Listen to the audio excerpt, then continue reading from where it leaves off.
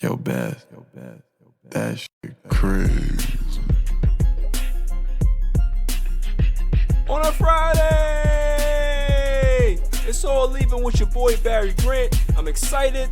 You can catch me on Instagram and Twitter at All Even Podcast. Listen to the show on SoundCloud as well as YouTube, so like, share, and subscribe for that. It's a packed show. We're going to talk NBA, a lot of interesting stuff going on in the bubble. We're going to talk NFL. Adrian Peterson has set some lofty goals for himself. The NFL is thinking about going virtual. Also, there's an update in the death of Tyler Skaggs. Lots of other stuff to get to, not to mention the greatest segment on the planet, Dummy of the Week. So let's just jump right into it. There were a lot of big games this week in regards to the bubble in the NBA, but I want to really talk about three particular games because these games have playoff implications to it. And what I mean by playoff implications, I mean that these teams can actually see each other in the playoffs, whether it be the first round or later down in the playoffs like the conference finals. These particular games are very interesting to me. So you had the Clippers and the Mavericks,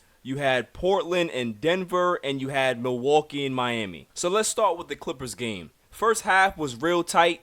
Both teams were going at it. They were kind of filling each other out. Luka was playing well. Kawhi and PG were playing well. Porzingis was playing well. And then the Clippers kind of pulled away in the second half and sealed the deal in the fourth quarter. Now, why this game is so important to me is because I feel personally that the Dallas Mavericks can push the Clippers to 6 or 7 games. They have a team that can be able to match up pretty well with the Clippers. They have good three-point shooting. They have decent perimeter defense. The Clippers have no answer for Porzingis on the defensive end. And I really believe that Luka is going to give them fits. I think that this is a team that can be able to win 2 or 3 games in this series, and who knows what can happen in a Game 7. I'm not taking anything away from the Clippers. They're a good team. They're a very gritty, great defensive team. But I just think that this is a team that can give them a lot of problems because they're young, they're athletic, they can shoot the three, they're well coached, and it really takes great coaching in the playoffs to advance. If it does happen, it has the ability to be probably the best first-round matchup in the playoffs, in my opinion. I'm curious to see how Paul George reacts to a big pressure situation in the playoffs.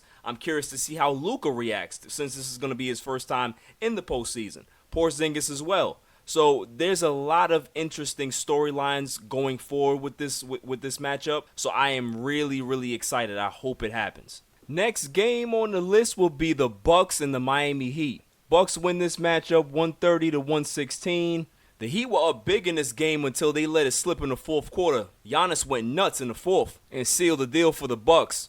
Jimmy Butler didn't play for the Heat, but Duncan Robinson and Tyler Hero, they both put in 20 apiece for the Bucks. Middleton had a great game. He had 33 points and was shooting the lights out. So really, really entertaining game, which leads me to my point. The Heat are the number 4 seed right now in the East. The Bucks are the number 1 seed. If both teams get past their first round matchups, which we think they're going to do, we're going to have an interesting second round matchup. And honestly, I think that this is going to be one of those series that goes probably 6 games. The Heat are big. They're athletic. Bam Adebayo, although he's not Giannis, he's an athletic big that can shoot it. He's not great defensively, but he can block shots. He can make it hard for Giannis to score. But this series is going to be won by the role players.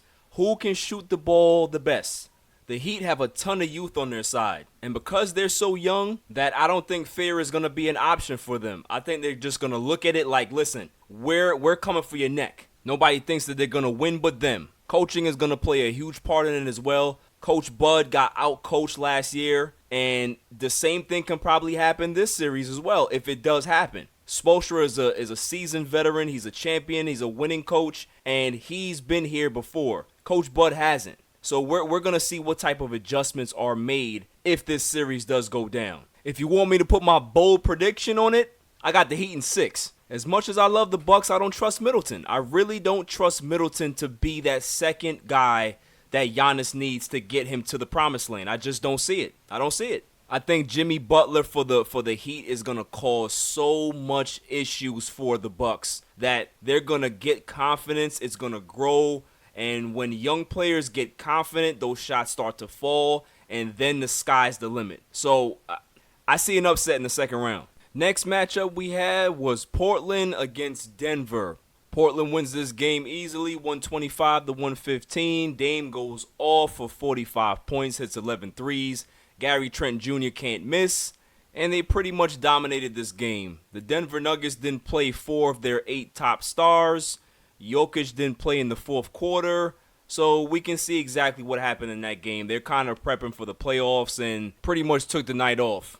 Michael Porter Jr. had a great game as well, though. That kid is really, really special. So this particular matchup is really, really interesting. Why? Because a lot needs to happen for them to buck up in the playoffs. But if they did, this would be a fun series because it'd be up and down. It'd be a lot of three-point shooting. There's a lot of good guards on both sides. Jokic against Nurkic, ex-teammate, so that would be an interesting, good battle downstairs. So in a hypothetical matchup later down in the playoffs, like the Western Conference Finals, if these two teams were to buck up, bold prediction, I got the Blazers. I don't think that Denver is ready yet. I think they have a lot of good stars, but they have a lot of uncertainty as well, a lot of inconsistent play from their point guard. Jamal Murray, as good as he is, he can give you 40 one night and then come back and score 5.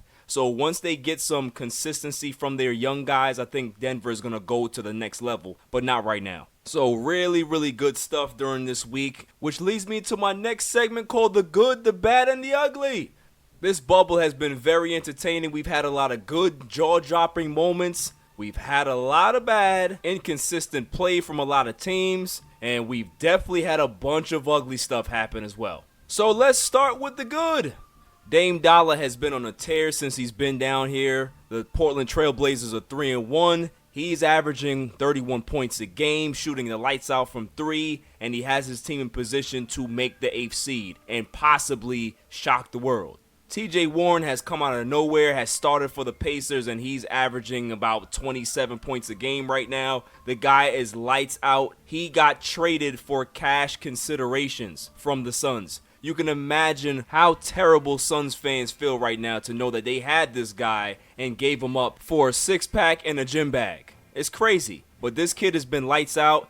He has the Pacers in position. They're gonna be in the playoffs. I'm not saying that they're gonna go far, but with this kid, they have potential to maybe upset a few people. Gary Trent Jr., who played for Duke for 1 year, got drafted in the second round, got traded to Portland, didn't do much his rookie season because he was in the G League, and then got into the rotation this year, was playing about 20 minutes a game, averaging about 8 points before the shutdown. But since the bubble, this guy can't miss a 3. Literally, he can't miss a 3. I think he's only missed about 7 or 8 threes, and him and Dame lead the league in three-pointers made for the restart. So kudos to him. He's definitely playing great. Michael Porter Jr., this kid has showed maturity. He's playing very well in the bubble as well, averaging over 25 points. Big shout out to him. You know, talent was never the problem with Michael Porter Jr. It was about health.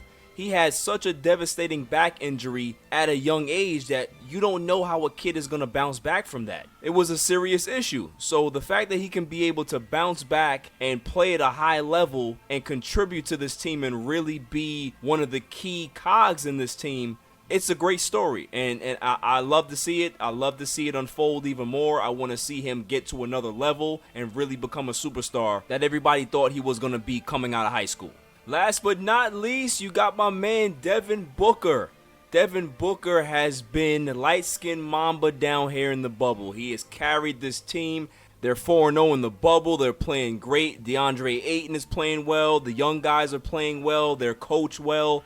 This is a team that can be able to make some noise if they can be able to ride this momentum and possibly go 7-1, playing that play-in game for the 8th seed and pull off a big upset. You know, it's not out of the realm of possibility. He's averaging over 30 points a game right now, and if he can continue this hot streak that he's on, who knows what can happen. Some magic can happen. You know, we'll see what happens with the Grizzlies, but it's going to be a fun race down the stretch, and I want to see how everything unfolds.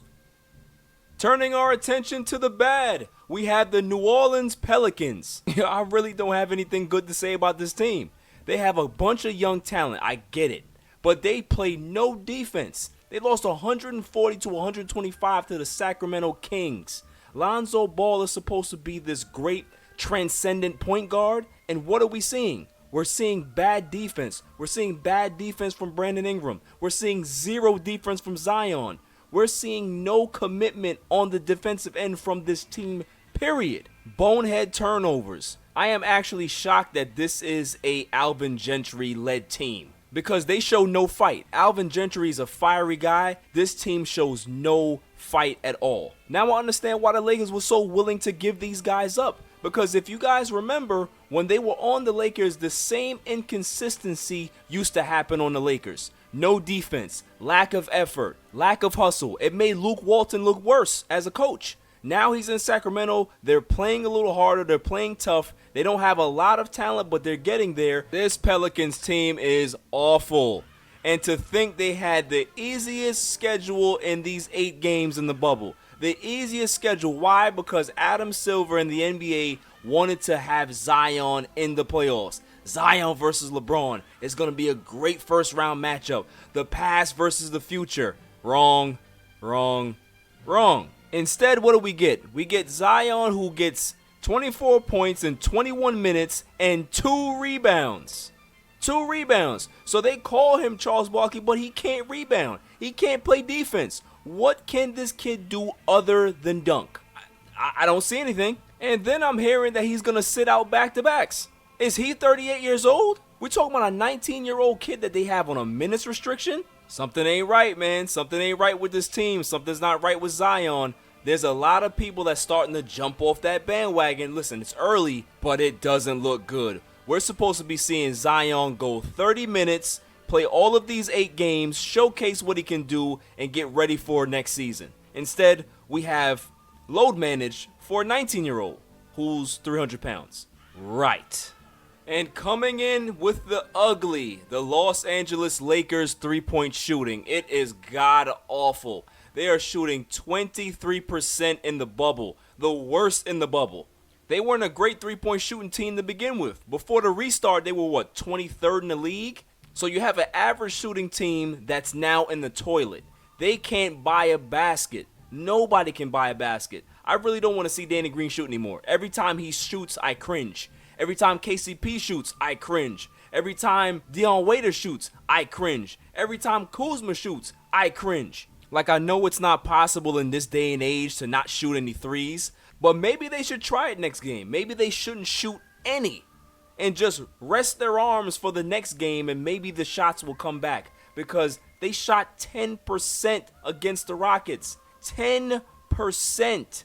If I'm on a team and we're shooting 10% as a team, and then one of my teammates then takes another 3, we're fighting in the locker room. We're fighting because you need to take it to the basket. None of us are making shots. So just do something different. I'm not pressing the panic button with the Lakers. They're trying to figure it out, but man, is it ugly to watch. Last but not least for the ugly, it's the Utah Jazz. I don't want to see Utah play another game. I swear, I don't want to see them play another game. They are boring. They are dull. They look disinterested. They're getting shelled. They're getting beat up every game. They played none of their stars the previous game. They got blown out.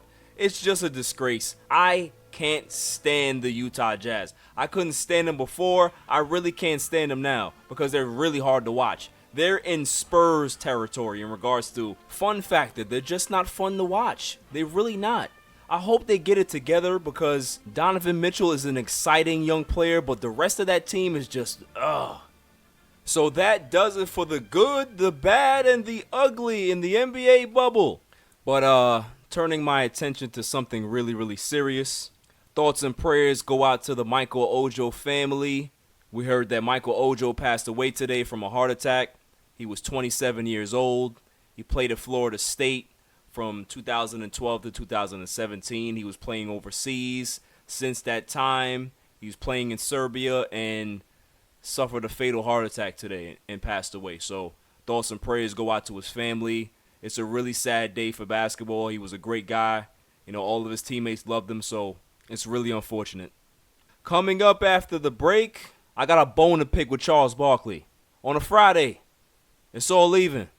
I am so stressed because I hate my job. Let me guess. You're at a dead-end job and find it hard not to press the snooze button? Well, come down to Connecticut School of Broadcasting, We have campuses in Westbury, New York, Boston, Connecticut, New Jersey, North Carolina, Georgia, and Florida. Develop your skills in broadcast media that include audio production, television, radio, and sports broadcasting. Learn from industry professionals in a small, intimate class setting for a better experience. The hands-on training is second to none. And if you're worried about what to do after graduation, the Connecticut School of Broadcasting helps you to get job placement. Take it from me. It took me 7 years to get here, and it's been the best time of my life. Go to gocsb.com or dial 1-800-887-2346 for a studio tour. And who knows, maybe you'll be the next media superstar. Welcome back, y'all.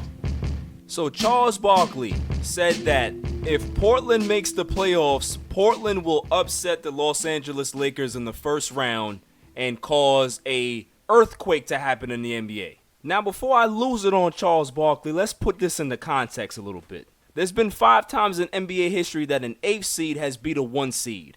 Back in 94, the Nuggets beat the Sonics. The Sonics had the best team in the West, best team in the league, and they got upset. 1998, the New York Knicks beat the Miami Heat in 5 games. 2007, the Golden State Warriors beat the Dallas Mavericks. 2011, the Grizzlies beat the Spurs. 2012, the Sixers beat the Bulls. Now in that Nuggets-Sonics series, the Sonics were up 2-0. They took their foot off the gas, the Nuggets kept pushing, and they beat them in 5 games. That's what happened. The Sonics did not take the Nuggets seriously. And we all know that famous picture of Dikembe Mutombo laying on the floor with the ball in his hand and he has this big smile on his face. 1998, in the shortened lockout season, the Knicks upset the Miami Heat in the first round in 5 games with the Allen Houston soft touch shot off the backboard. It goes in, the place goes crazy. In that particular series, the Knicks, I don't even believe they were a true 8th seed. What happened with the Knicks that year is that they had a lot of injuries, they had a lot of new players, and they were trying to figure it out in a short time frame. They got clicking in the second half of the season, and they rode that wave all the way to the playoffs, rode it all the way to the NBA Finals. So if we had a real season that year, a full season, I don't believe that the Knicks would have been an 8th seed. They would have been a 1 seed. They would have probably been a top 3 seed because they were that good. So I say that to say that that series was an even matchup. Anybody could have won that series because they were so evenly matched. They had 2 physical teams going at it, and somebody had to win. 2007, the Golden State Warriors beat the Dallas Mavericks. Now, we remember that year because Dirk was the MVP that year, and Golden State had one of those thug bad boy teams that would not quit. And the Dallas Mavericks were not a tough team. They had no idea what they were up against and got the doors blown off of them. That's what happened to them. They were a 1 seed that just was not prepared for a physical, tough, no-nonsense team like the Golden State Warriors. 2011, the Grizz beat the Spurs. Why? Because Ginobili was hurt for most of the series. The Grizzlies got momentum and they beat the Spurs. Then in 2012, the Sixers beat the Bulls because that was the series that Derrick Rose tore his ACL and changed his career forever. So that's why they won that series. So I'd say all of these things to say this.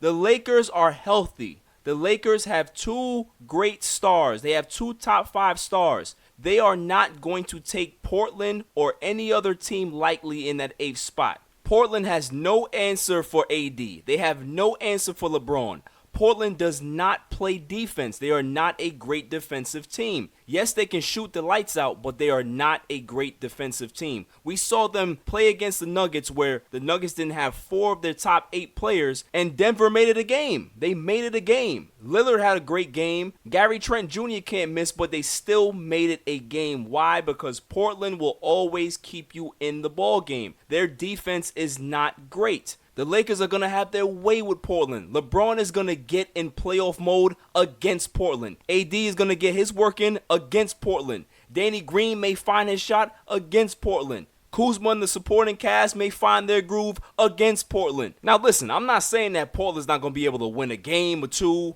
maybe even 3. But they're not going to be able to beat the Lakers 4 times in a 7-game series against LeBron James that they have no answer for. They have Carmelo Anthony there. He's going to be able to try to do something against LeBron, but we all know what the outcome will be. LeBron will dominate, AD will dominate, and the Lakers will get right against Portland just in time for the second round. Charles Barkley has been on the Lakers all year. He hasn't believed in the Lakers all year. He didn't think that they would clinch the number 1 seed. He thinks the Clippers are better. He thinks anybody is better than the Lakers. So, of course, he's going to pick Portland. Portland is undersized in their backcourt. Dame Lillard is a superstar. We understand that. CJ McCollum can get you 50 at any given night. We understand that. Carmelo Anthony's a Hall of Famer. Yes, we understand that. But at the end of the day, they do not have enough to withstand the Lakers. They just don't.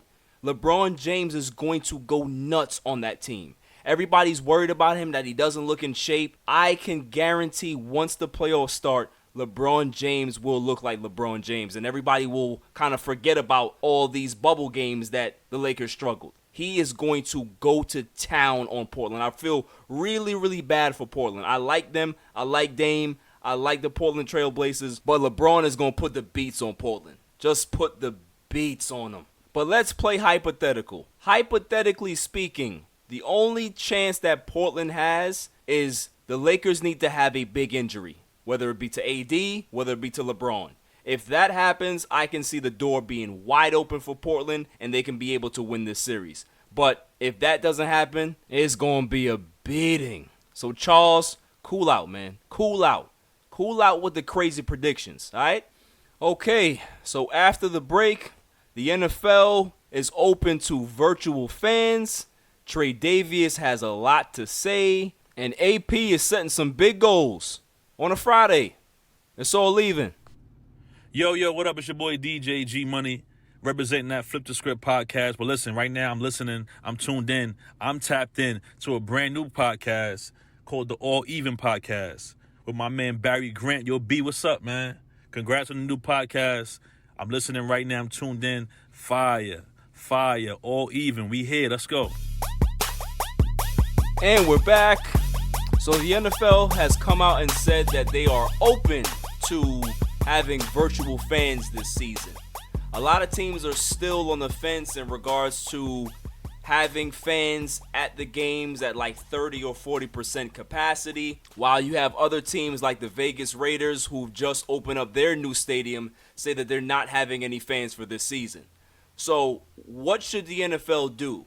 Should they mandate that every team follows this protocol of not having any fans? Yes, that's what my opinion is. I think that they should go full virtual, have all of the big Jumbotrons and the Titantrons, have all the fans that want to log into whatever team that they're rooting for on the big Jumbotron and celebrate their teams. They can generate a lot of noise, a lot of crowd noise, a lot of enthusiasm with these virtual fans. If you're looking at the NBA on a smaller scale, they've done a great job. It looks good. It's aesthetically pleasing. You can have a lot of people log in. You know, a lot of people have been laughing about who's logging in, watching the games. It's really exciting.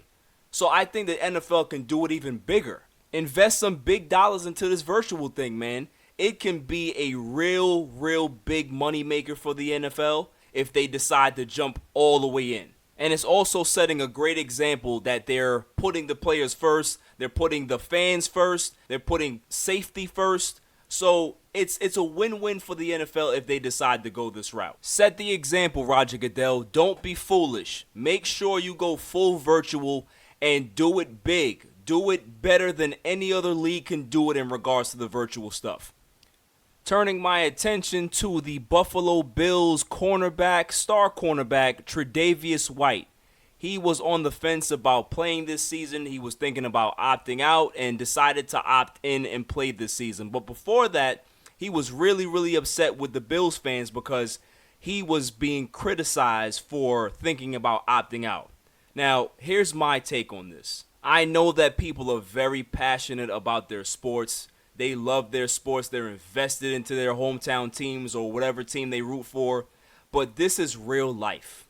You cannot criticize a man for wanting to protect his family wanting to make sure that he's safe, wanting to make sure that he's not bringing anything home to his loved ones. You cannot take this personally. This is sports. This is something that we love, but at the end of the day, people go home. People live their regular lives. People have families. How would you feel if you're thinking about not going back to work because you want to protect, some of the elder people in your family and do the right thing for your family? If people are criticizing you, they're calling you names, calling you a pussy, they're calling you all of these things, and you're just trying to do the right thing. It looks bad on them, doesn't it? We gotta be better, man. We gotta stop thinking that these guys are robots. They're not robots. They're not superhuman. They're just great athletes. And they have feelings. And when you invade their personal life, they're gonna get vicious on you. If you want to keep it football and talk about their play on the field, guys that get sensitive about that, that's another story for another day. Like, I don't really like that. But if you're taking it personal to a person's family or a decision that he's making for his family, that's not the right thing to do. We got to be better. People got to grow the hell up, man. Grow up. They were saying that this is a ploy to get more money or get a new contract from the Bills. Like, come on, guys. Like, this is not a time to be thinking about stupid-ass scenarios like that. It has nothing to do with that. If the man wants to stay home and protect his family, he has every right to do that and respect that. Period. That's all I'm going to say about that. Let's turn to more positive and happy news. Adrian Peterson, 35-year-old Adrian Peterson, who's still playing for the Washington football team, says that he wants to break Emmitt Smith's all-time rushing record. For him to do that, he may have to play another 4 years. So he wants to play until he's almost 40. Is that possible?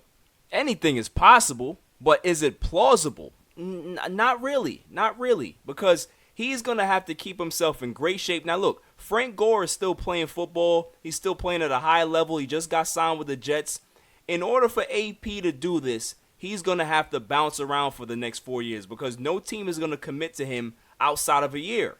So he's going to have to show and prove every time, every season, make that team, make camp, make the roster, and then make his way up the depth chart. It seems impossible, but listen, this is a man that came back from a torn ACL in like 2 months. So if he can defy the odds like that, I'm not going to count him out, but he's an old-ass man. He may have to just sit down, man.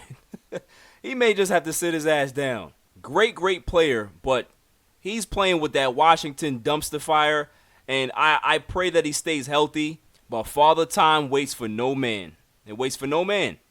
Turning our attention to major news. In Major League Baseball, there's an update in the death of Tyler Skaggs. He was a pitcher for the Los Angeles Angels who died of an overdose. There's been a criminal charge to a former employee of the organization named Eric Prescott K.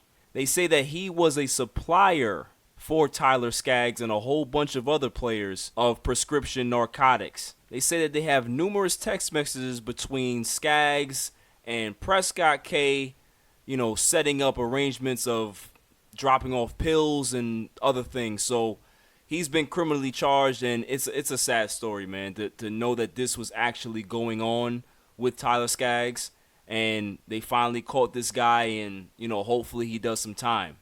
So we're going to see how it unfolds, but, it's a really sad story. Everybody loved Tyler Skaggs. He was a great pitcher, young guy, talented, but definitely didn't have to end like this. So after the break, the greatest segment on the planet, Dummy of the Week, on a Friday. It's all leaving. This is a public service announcement. Down on your luck? Tired of being curved? Sick of going out with the fellas and being the only loser without a lady? Well, I got something for you. It's called Sex Panther. Legend has it that it's made out of real bits of real panther, so you know it's good. To men, it stings the nostrils. But to women, you may as well be a slab of meat in a dog pound. And that's not all it does. You could be getting ready to see that special fox and disaster hits. No money in the budget for gas, only dinner for two. No problem. The fumes from Sex Panther can give your car 38 miles to the gallon. Sold you yet? I thought so. For $69.99, go from unlovable loser to the cock and the walk. Sex Panther. 60% of the time, It works every time. Welcome back, y'all. So without further ado, the greatest segment on the planet, Dummy of the Week. We have contestants on Monday and Friday, and then we pick the winner on that Friday show. So here we go. May I have the drum roll, please? And the winner is Ryan Christensen, the bench coach for the Oakland A's. Ryan Christensen is because he made a gesture that looked like a Nazi salute. You can't make this up. I don't understand why people continue to do this to themselves when people have cameras or it's on video like nobody can see you. And then to top it off, he says that he was trying to do a chop because every time that they win, he always does a chop salute. That doesn't look like a chop salute, bruh. That looks like Hail Hydra. That's what that looks like. It feels like I was watching Captain America. That's what they did in the movie. What are you doing, man? You gotta be smarter than that. But maybe you're not. Maybe you're just an idiot. Maybe you just don't realize how dumb you are. Maybe you're one of those people that takes a Tesla to the gas station and tries to pump gas. Maybe you're one of those people. Maybe you're an idiot. We don't know. But we know what a chop looks like, man. That is not a chop. You're now in the Hall of Fame for idiots. So Ryan Christensen, if you never win Father of the Year and you never win a World Series, just know that you were the winner of Dummy of the Week. That's all for this show. Make sure y'all have a great weekend. I'll see y'all Monday. Until then, stay safe. Peace. You can catch me on Twitter and Instagram at All Even Podcast. Listen to the show on SoundCloud and check out my YouTube channel, All Even Podcast. And don't forget to share, like, and hit that subscribe button.